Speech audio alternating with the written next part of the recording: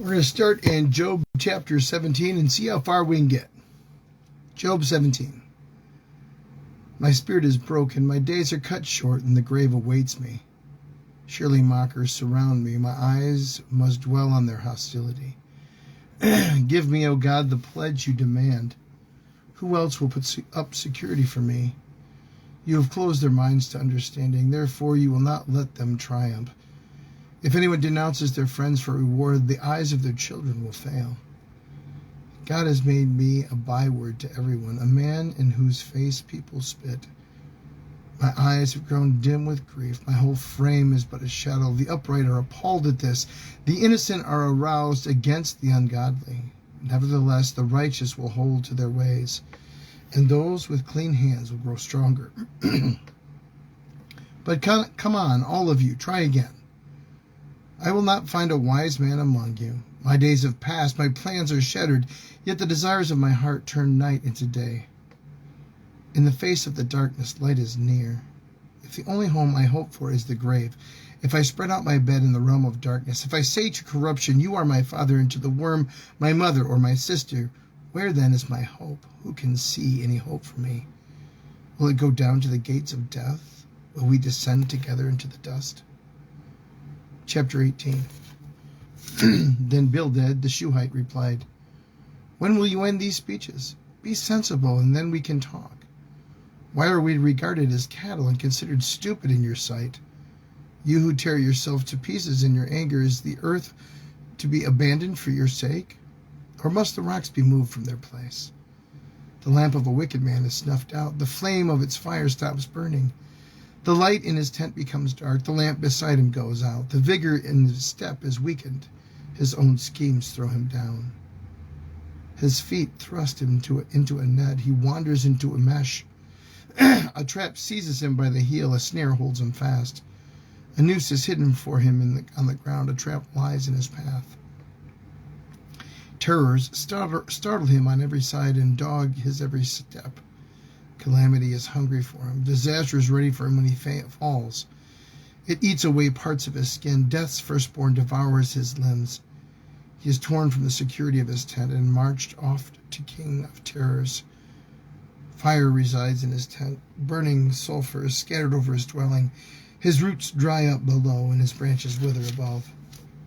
The memory of him perishes from the earth. He has no name in the land. He is driven from the light into the realm of darkness and is banished from the world. He has no offspring or descendants among his people, no survivor where once he lived. People of the west are appalled at his fate. Those of the east are seized with horror. Surely such is the dwelling of an evil man. Such is the place of one who does not know God.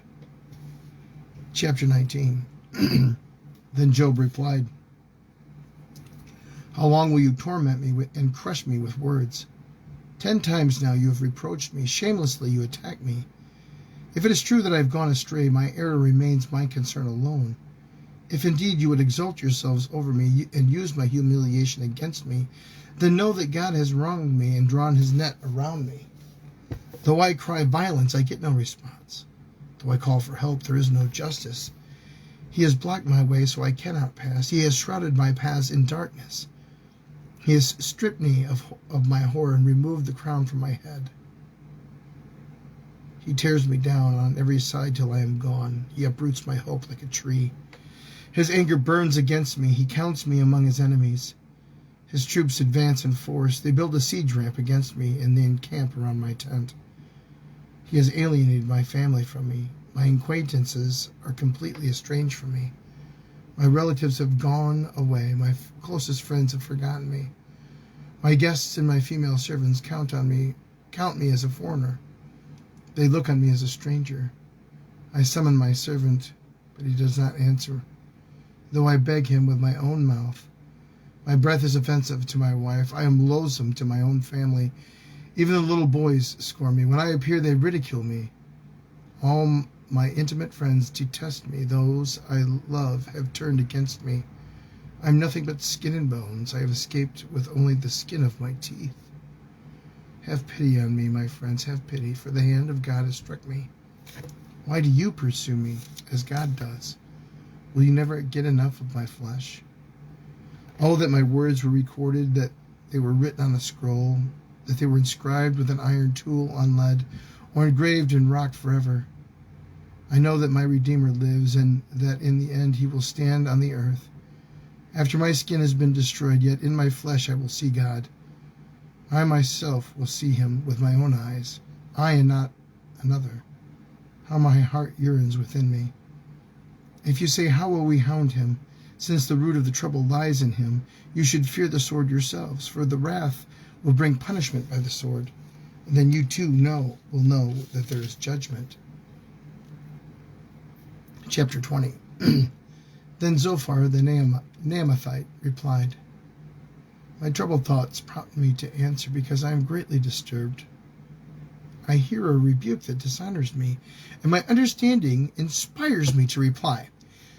Surely you know how it has been from old, ever since mankind was placed on earth, that the mirth of the wicked is brief, the joy of the godless lasts but a moment. Though the pride of the godless person reaches to the heavens and his head touches the clouds, he will perish forever like his own dung. Those who have seen him will say, where is he? Like a dream he flies away, no more to be found, banished like a vision of the night. The eye that saw him will not see him again. His place will look for on him no more. His children must make amends to the poor. His own hands must give back his wealth. The youthful vigor that fills his bones will lie with him in the dust. Though evil is sweet in his mouth, and he hides it under his tongue, though he cannot bear to let it out, and lets it linger in his mouth, yet his food will turn sour in his stomach. It will become the venom of servants within him. He will spit out the riches he swallowed. God will make his stomach vomit them up. He will suck the poison of serpents, and the fangs of the adder will kill him. He will not enjoy the streams, the rivers flowing with honey and cream. What he toiled for he must give back uneaten. He will not enjoy the profit from his trading. For he has oppressed the poor, and left them destitute. He has seized houses he did not build. Surely he will have now respite from his craving. He cannot save himself by his treasure. Nothing is left for him to devour. His prosperity will not endure. In the midst of his plenty, distress will overtake him. The full force of misery will come upon him. When he has filled his belly, God will vent his burning anger against him and rain down his blows on him. Though he flees from an iron weapon, a bronze-tipped arrow pierces him.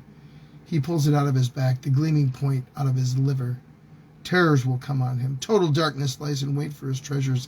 A fire unfanned will consume him and devour what is left of his tent. The heavens will expose his guilt. The earth will rise up against him. A flood will carry off his house, rushing waters in the day of God's wrath. Such is the fate God allots the wicked, the heritage appointed for them by God. Chapter 21. Then Job replied, listen carefully to my words. Let this be the consolation you give me. Bear with me while I speak, and after I have spoken, mock on. Is my complaint directed to a human being? Why should I not be impatient? Look at me and be appalled. Clap your hand over your mouth. When I think about this, I am terrified. Trembling seizes my body. Why do the wicked live on, and growing old and increasing in power? They see their children established around them, their offspring before their eyes. Their homes are safe and free from fear. The rod of God is not on them. Their bulls never fail to breed. Their cows calve and do not miscarry. They send forth their children as a flock. Their little ones dance about. They sing to the music of the timbrel and the lyre. They make merry to the sound of the pipe. They spend their years in prosperity and go down to the grave in peace. Yet they say to God, leave us alone. We have no desire to know your ways. Who is the Almighty that we should serve him? What would we gain by praying to him? But their prosperity is not in their own hands, so I stand aloof from the plans of the wicked. Yet how often is the lamp of the wicked snuffed out? How often does calamity come upon them, the fate God allots in his anger? How often are they like the straw before the wind, like chaff swept by the gale? It is said God stores up the punishment of the wicked for their children. Let them repay the wicked, so that they themselves will experience it. Let their own eyes see the destruction. Let them drink the cup of the wrath of the Almighty. For what do they care about families they leave behind when their allotted months come to an end? Can anyone teach knowledge to God, since he judges even the highest? One person dies in full vigor, completely secured and at ease, well nourished in body, bones, and rich with marrow. Another dies in bitterness of soul, never having enjoyed anything good. Side by side they lie in the dust, and worms cover them both. I know full well what you are thinking, the schemes by which you would wrong me.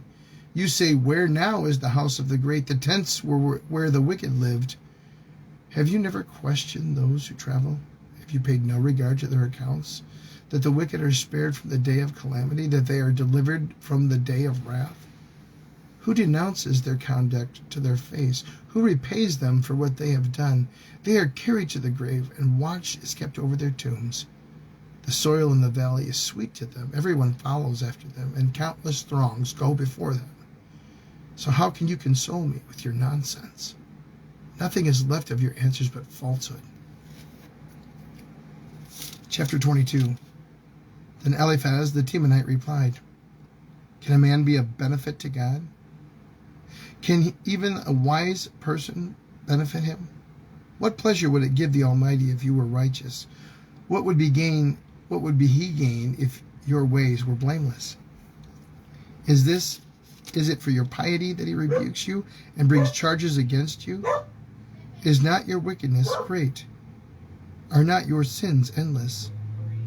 You demanded security from your relatives for no reason.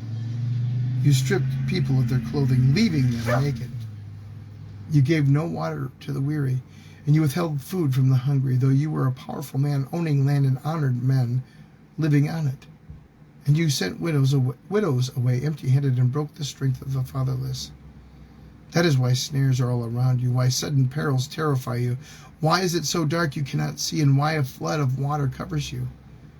Is not God in the heights of heaven, and see how lofty are the highest stars? Yet you say, what does God know? Does he judge through darkness? Thick clouds veil him, so he does not see us as he goes about in vaulted heavens. Will you keep the old oath? Will you keep to the old path that the wicked have trod? They were carried off before their time, their foundations washed away by a flood. They said to God, leave us alone. What can the Almighty do to us? Yet it was he who filled their houses with good things. So I stand aloof from their plans of the wicked, and the righteous see their ruin and rejoice. And the innocent mock them, saying, surely our foes are destroyed. The fire devours their wealth. Submit to God and be at peace with him. In this way, prosperity will come to you. Accept instruction from his mouth and lay up his words in your heart. If you return to the Almighty, you will be restored. If you remove wickedness far from your tent and assign your nuggets to the dust, your gold of Ophir to the rocks in the ravines, then the Almighty will be your gold, the choicest silver for you. Surely then you will find delight in the Almighty and will lift up your face to God. You will pray to him and he will hear you, and you will fulfill your vows. What you decide on will be done. The light will shine on your ways. When people are brought low and you say, lift them, and you say, lift them up, he will save them, save the downcast. He will deliver even one who is not innocent, who will be delivered through your cleanliness, who will be delivered by the cleanliness of your hands. Chapter 23. Then Job replied, even today my complaint is bitter. My hand is heavy in spite of my groaning. If only I had known where to find him. If only I could go to his dwelling. I would state my case before him and fill my mouth with arguments. I would find out what he would answer me and consider what he would say to me. Would he vigorously oppose me? No, he would not press charges against me. There the upright can establish their innocence before him, and there I would be delivered forever from my judge. But if I go to the east, he is not there. If I go to the west, I do not find him. When he is at work in the north, I do not see him. When he turns to the south, I catch no glimpse of him. But he knows the way I take. When he has tested me, I will come forth as gold. My feet have closely followed his steps. I have kept to his way without turning aside. I have not departed from the commands of his lips. I have treasured the words of his mouth more than my daily bread. But he stands alone, and who can oppose him? He does whatever he pleases. He carries out his decree against me, and many such plans he still has in store. That is why I am terrified before him. When I think of all this, I fear him. God has made my heart faint. The Almighty has terrified me. Yet I am not silenced by the thick darkness that covers my face. Chapter 24. Why does the Almighty not set times for judgment? Why must those who know him look in vain for such days? There are those who move boundary stones. They pasture flocks they have stolen. They drive away the orphan's donkey and take the widow's ox in pledge. They thrust the needy from the path and force all the poor of the land into hiding. Like wild donkeys in the desert, the poor go out about their labor of foraging food. The wasteland provides food for their children. They gather fodder in the fields and glean in the vineyards of the wicked. Lacking clothes, they spend their night naked. They have nothing to cover themselves in the cold. They are drenched by the mountain rains and hug the rock for lack of shelter. The fatherless child is snatched from the breast. The infant of the poor is seized for a debt. Lacking clothes, they go about naked. They carry the sheaves, but still go hungry. They crush olives among the terraces. They tread the wine presses, yet suffer thirst. The groans of the dying rise from the city. The souls of the wounded cry out for help, but God charges no one with wrongdoing. There are those who rebel against the light, who do not know its ways or stay to its paths. When daylight is gone, the murderer rises up, kills the poor and the needy, and in the night steals forth like a thief. The eye of the adulterer watches for dusk. He thinks, no eye will see me, and keeps his face concealed. In the dark, thieves break into houses, but by day they shut themselves in. They want nothing to do with the light. For all of them, midnight is their morning. They make their friends with the terrors of darkness. Yet they are foam on the surface of the water. Their portion of the land is cursed, so that no one goes to the vineyards. As heat and drought snatch away the melted snow, so the grave snatches away those who have sinned. The womb forgets them, and the worm feasts on them. The wicked are no longer remembered, but are broken like a tree. They prey on the barren and childless woman, and to the widow they show no kindness. But God drags away the mighty by its power. Though they become established, they have no assurance of life. He may yet let them rest in feeling of security, but his eyes are on their ways. For a little while they are exalted, and then they are gone. They are brought low and gathered up like all the others. They are cut off like the heads of grain. If this is not so, who can prove me false and reduce my words to nothing?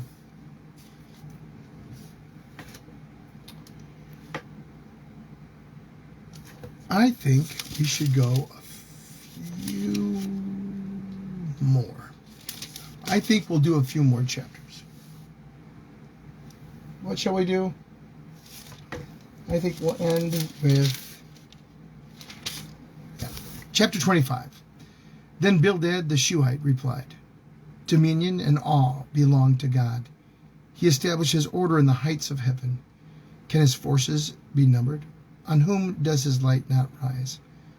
How then can a mortal be righteous before God? How can one born of woman be pure? Even the moon is not bright, and the stars are not pure in his eyes. How much less a mortal who is but a maggot, a human being who is only a worm. Chapter 26. Then Job replied, How you have helped the powerless, how you have saved the arm that is feeble. What advice you have offered to one without wisdom, and what great insight you have displayed, who has helped you utter these words, and whose spirit spoke from your mouth. The dead are in deep anguish, those beneath the waters and all that live in them. The realm of the dead is naked before God. Destruction lies uncovered. He spreads out the northern skies over empty space. He suspends the earth over nothing. He wraps up the waters in his clouds, and yet the clouds do not burst under their weight. He covers the face of the full moon, spreading its clouds over it. He marks out the horizon on the face of the waters for the boundary between lightness and darkness. The pillars of the heavens quake, aghast at his rebuke. But his power he had churned up the sea. By his wisdom he cut Rahab into pieces. By his breath the skies become fair. His hand pierced the gliding serpent. And these are but the outer fringes of his works. How faint the whisper we hear of him. Who then can understand the thunder of his power? Chapter 27. And Job continued his discourse. As surely as God lives, who has denied me justice, the Almighty who has made my life bitter, as long as I have life within me, the breath of God in my nostrils, my lips will not say anything wicked, and my tongue will not utter lies. I will never admit you are in the right. Till I die, I will not deny my integrity. I will maintain my innocence and never let go of it. My conscience will not reproach me as long as I live. May my enemy be like the wicked, my adversary like the unjust. For what hope have the godless when they are cut off, when God takes away their life? Does God listen to their cry when distress has come upon them? Will they find delight in the Almighty? Will they call on God at all times? I will teach you about the power of God, the ways of the Almighty I will not conceal. You have seen this yourselves. Why then this meaningless talk? Here is the fate God allots to the wicked. The heritage of a ruthless man receives from the Almighty. However many his children, their fate is the sword. His offspring will never have enough to eat. The plague will bury those who survive him, and their widows will not weep for them. Though he heaps up the silver like dust, his clothes like piles of clay. What he lays up, the righteous will wear, and the innocent will divide his silver. The house he builds is like a moth's cocoon, like a hut made by a watchman. He lies down wealthy, but will do so no more. When he opens his eyes, all is gone. Terrors overtake him like a flood. A tempest snatches him away in the night. The east wind carries him off, and he is gone. It sweeps him out of his place. It hurls itself against him without mercy, and he flees headlong from its power. He claps its hands in derision and hisses him out of his place. Job, chapters 17 through 27. The Word of God for the people of God. Thanks be to God.